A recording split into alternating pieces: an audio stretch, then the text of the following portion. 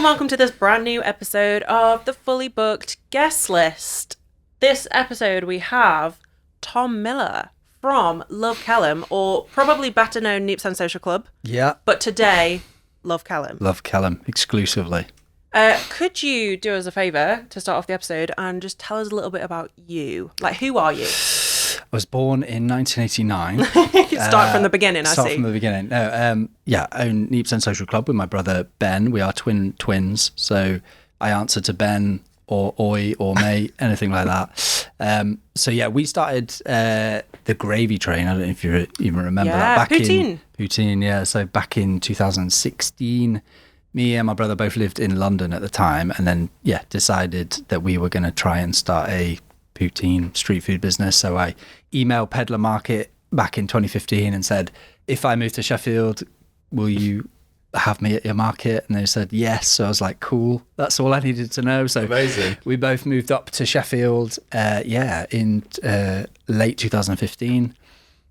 Started the Gravy Train, so did street food stuff for ages, and then went into Cutlery Works in 2018. And then COVID was fun. That was really interesting time. So we chilled a little bit. Well, we started an ice cream van business then. That was terrible. Wow. What was that called? That was called Milky. That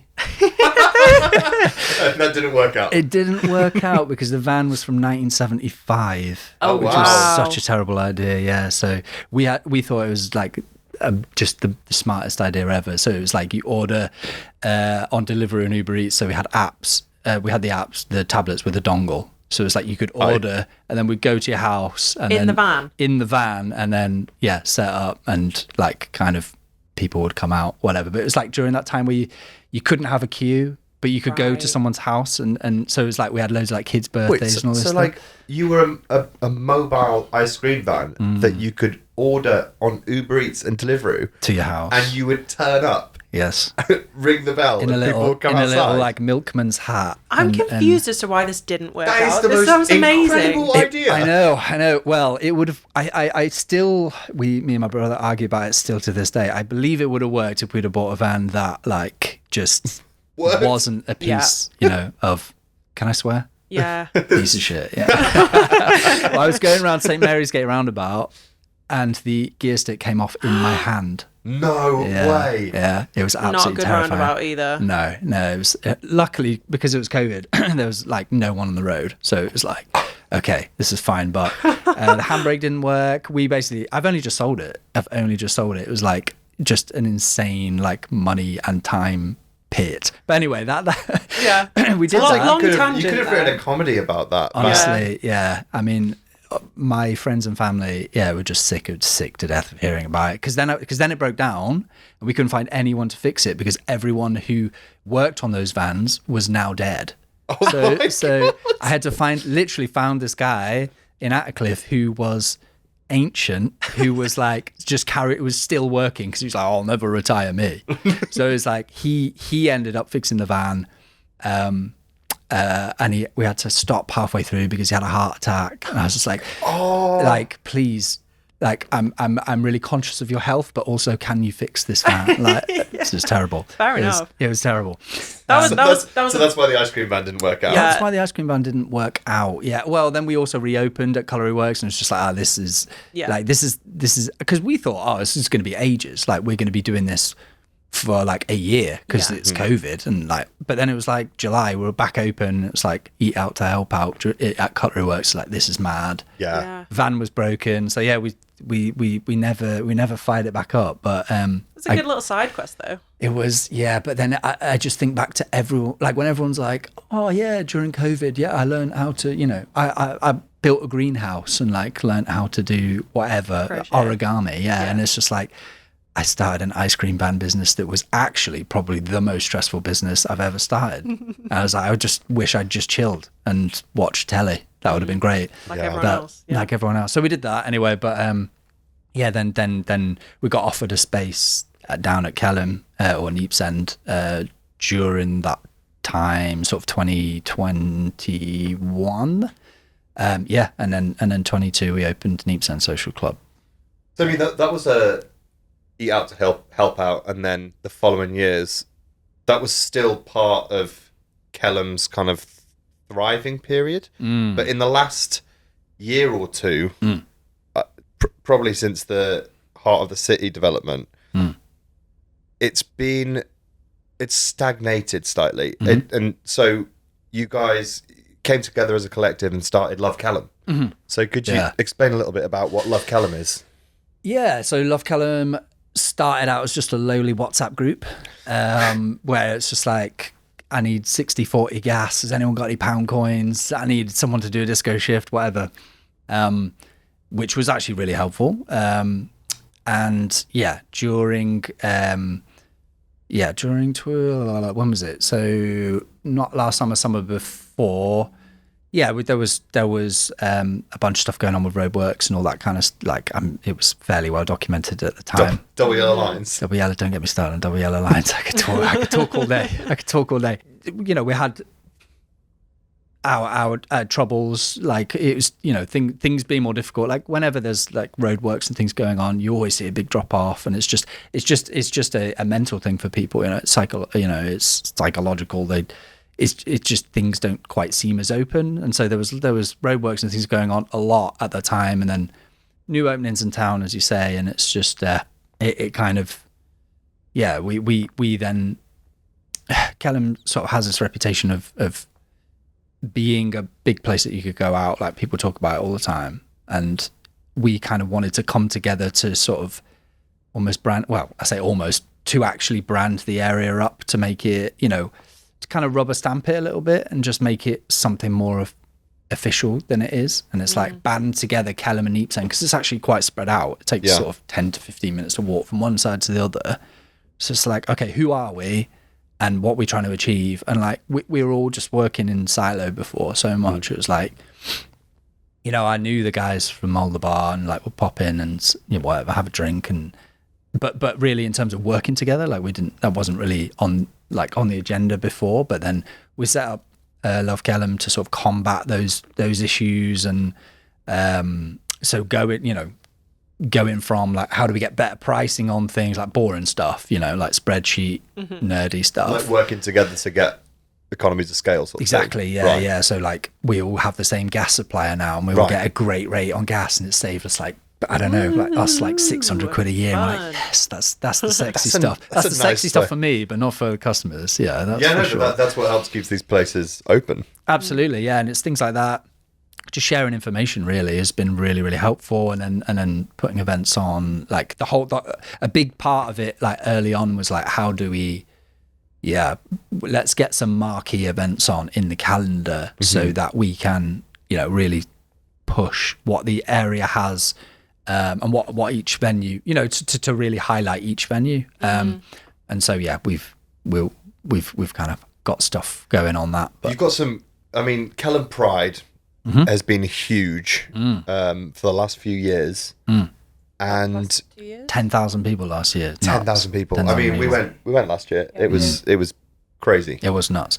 And this year you got a new one. You got Jazz Festival coming up. Yes, that's quite exciting. Kelham Jazz Festival. Danny's going to kick me because I can't remember what the date was, but it's the 21st of March. Yes, I've got it in my diary. I'm so excited for it. I've actually bought tickets for me and my wife to go, even though we are one of the venues. But I was like, right, I must support. But it's 9 different venues. I think they were saying that 60% of the acts are from Sheffield.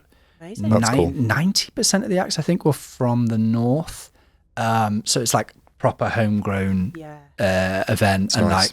Like the guys, Danny at Alderbar and Joe and a bunch of others have done so well in sort of like just pulling something together that was just an idea. This time last year was just what shall we do? I think originally it was like a blues and beer, and then it kind of just went on to blues and jazz, and then it's just been jazz. But obviously like the sort of highlighting the venues is like a big thing, and like the beer is going to be a big thing, a big part of it. But it's really exciting. So it's going to be mad. You look at the success of events such as Abbeydale Live and how that whole road came together. Woodseats Live, live events. And do you think that is the way forward for the neighbourhoods, which once used to be the kind of beating heart Yeah. of Sheffield before the heart of the city redevelopment. Is that what neighbourhoods are going to have to do now moving forward? Definitely. Like, yeah, it's funny. Like we see it at Neepsend Social, that it's like, if we have events on, people come. Like, people will come down largely on the whole. Sometimes you have things that don't really hit, but largely you put stuff on, people come.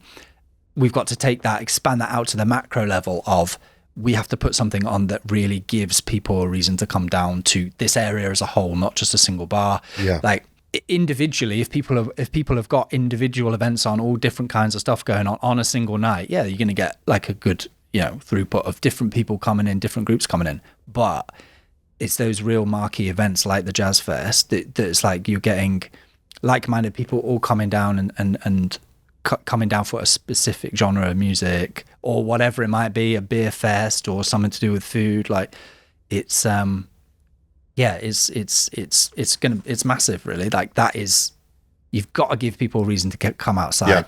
What you're battling these days is Netflix and like sports on the telly and like getting a takeaway at home and all that.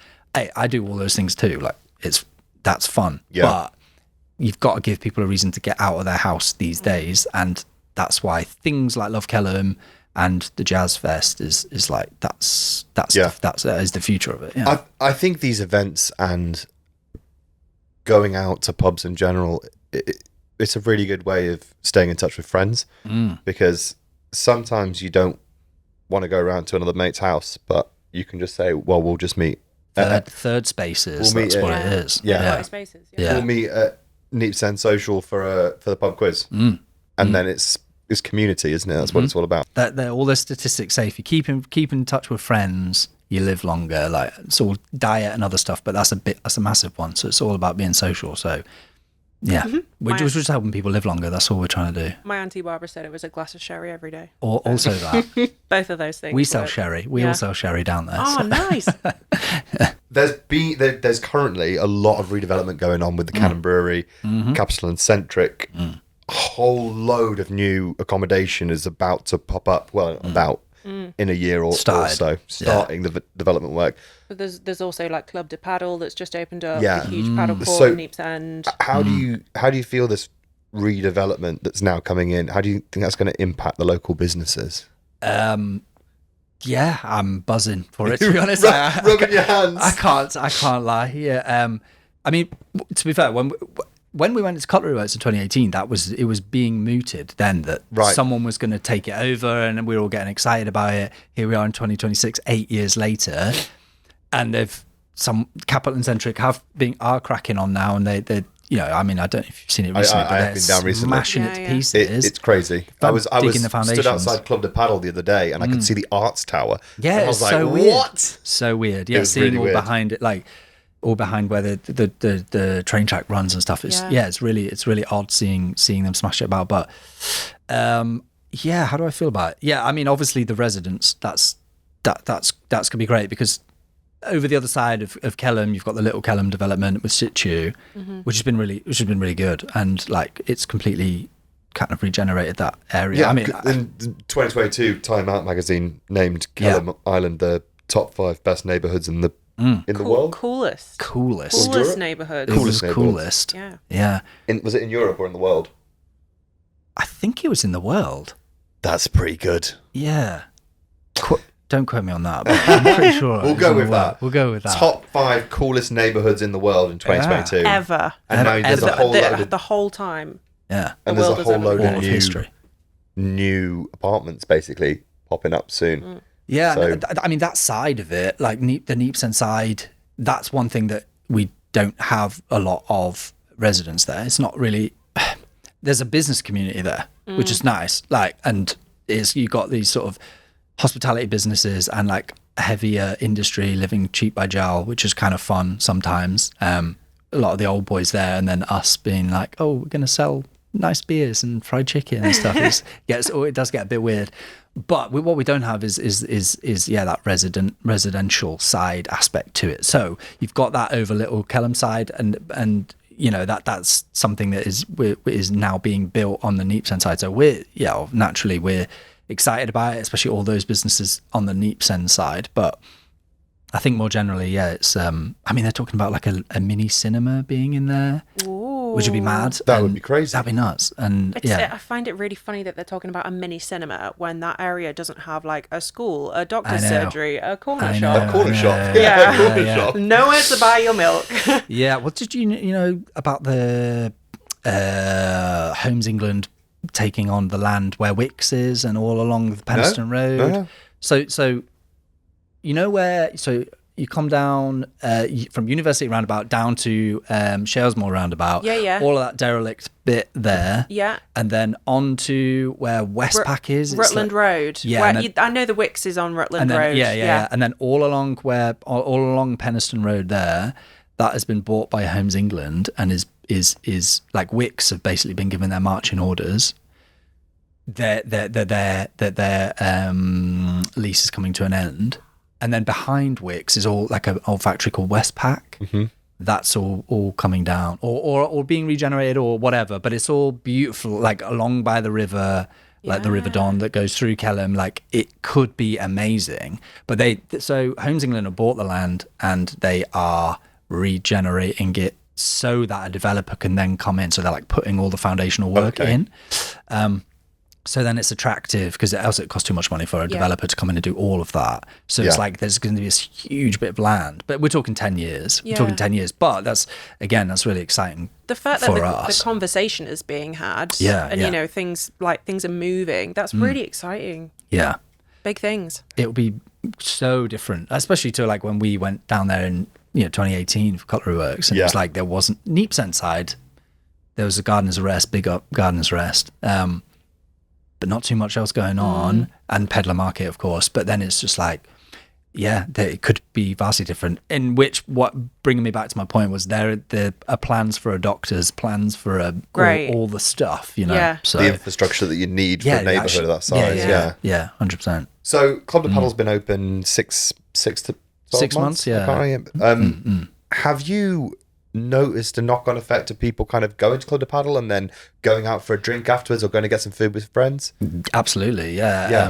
And that's, again, this is the kind of thing what we really want, and what was fantastic for all of the bars down there is other leisure type activities, and people come and they'll be like, oh, I'm going to go to the skate park and then go for a drink, or I'm going to go to Club de Paddle and then go for a drink. So we've had just last week, was it last week or the week before, a bunch of sweaty blokes coming in for 2 pints. It's just what you want. Yeah, on a Wednesday night. But I mean, it's just like, come on in. I was trying to figure out whether or not it was people, because most of the people seem to drive in, park up at Club de Paddle, and I was interested to know if they were staying for 1 or 2 and then going, or if it was just like, we're going there, playing and then leaving. So it's nice to know that there definitely are people some people are coming. Yeah, some people are coming. I suppose if they have a good experience as well, then when maybe on a Saturday night or something, they might be more likely to come back and stick around. Do it again. They go quite late as well. I think it's like 9 o'clock. It's like the last. It's 10 o'clock. I left at 11 the other day. Did you? I was 10 o'clock. Yeah.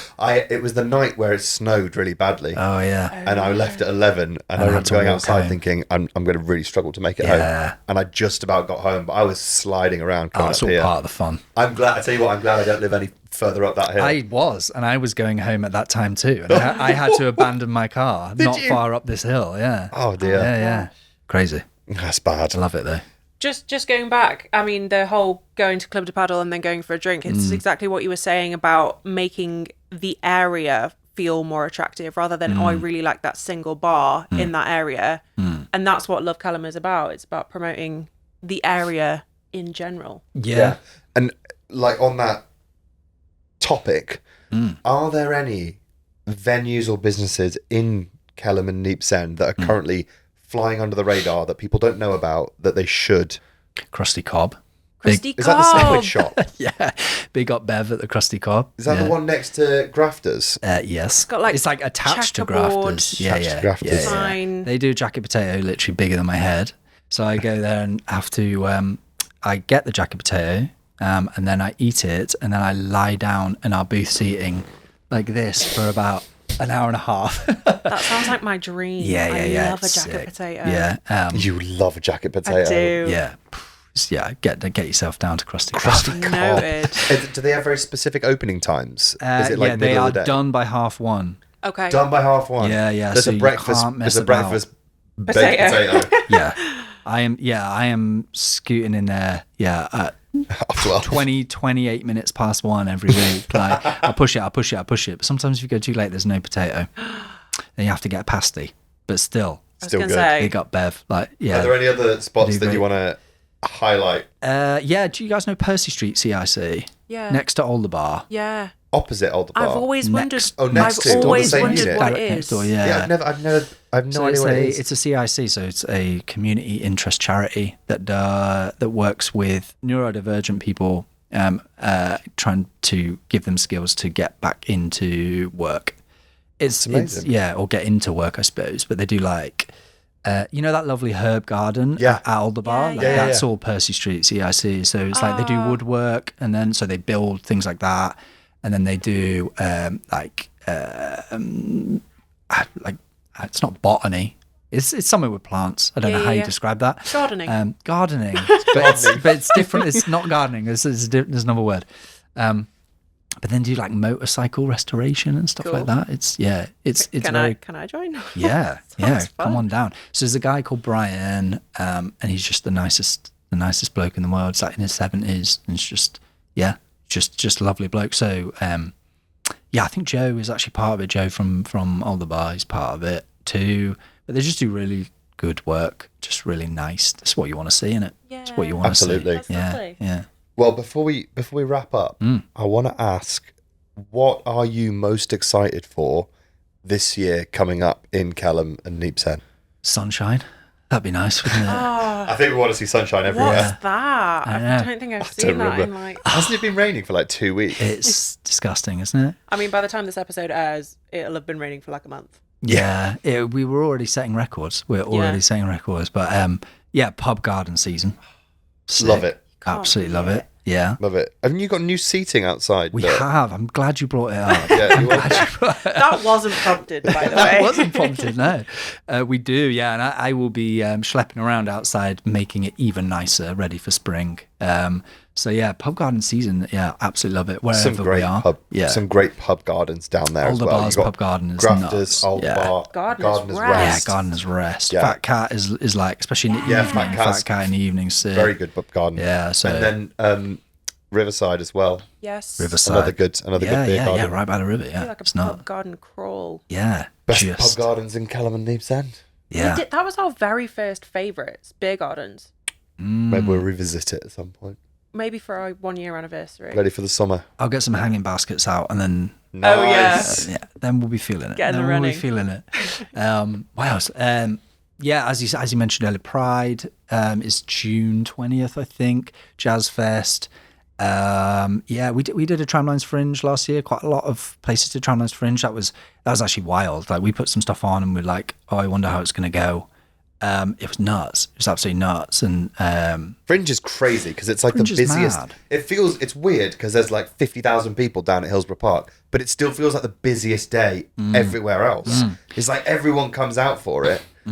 And the Fringe itself, like all of the venues that put on these events all over the city, they're incredible. Yeah. Like, all the live music venues have full lists. Yeah. Went to Yellow Arch, done Cindy and Matilda, but just like Fringe, like there's no point in getting a Tramlines ticket. Just go to Fringe. It's incredible. I love that the whole city just comes alive for that weekend. yeah. Yeah, If the weather's it's like good as well, carnival. yeah. It is, yeah. And it's like, it's almost become, the Fringe has become anti-establishment because I think, is it Future Sounds? I'm not sure who actually owns Tramlines these days, but it's definitely changed hands. But yeah, it's almost become like, that is the thing that you do. You're like, oh, I'm not going down to Hillsborough Park. I'm going to go to all the sick venues around and like Independent venues, see all the fun stuff going on. Like, it's way better. And I think the venues are getting better at coordinating their lineups as well. So you could spend 120 quid to go to Tramlines for 3 days, or you could spend 60 quid for 2 days going to loads of different places all around Kelham and Neepsend, And drinking. or the city centre, or anywhere. Yeah. Beers included. Yeah, beers not included. drinking Having to Red spend- Stripe.